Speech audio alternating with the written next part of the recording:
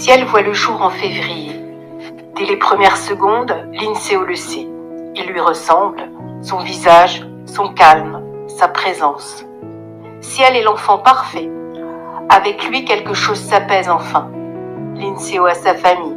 Noël, Ciel, elle. Le reste du monde devient secondaire. Les autres sont des gêneurs. L'amour véritable ne circule que dans un sens, vers ses fils.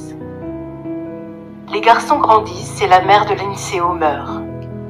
La mort laisse un double sentiment, une culpabilité immense et un soulagement honteux. Plus d'emprise, plus de dettes, plus d'obligations. Les journées sont lourdes, remplies, mais pleines d'amour. Linceo tient. Elle déménage, encore. Elle redémarre, encore, avec ses deux fils. Entre Noël et Ciel, les relations sont parfois compliquées. Noël doit lutter contre ses troubles. Ciel, lui, doit pouvoir respirer, s'épanouir, exister sans porter le poids du passé.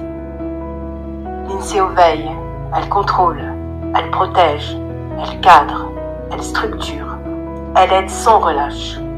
Et ça tient, même seule. Elle ne voit pas d'autre issue que la solitude. Être seule avec ses fils, les tenir, les protéger à tout prix. Le monde est dangereux. Elle ne faillira pas. En conclusion, cet épisode marque l'aboutissement du système défensif de Linceo.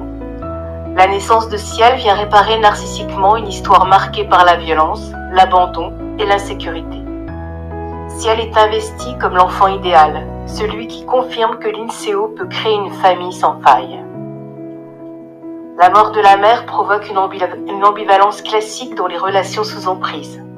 Culpabilité liée à l'attachement, soulagement lié à la fin de la domination.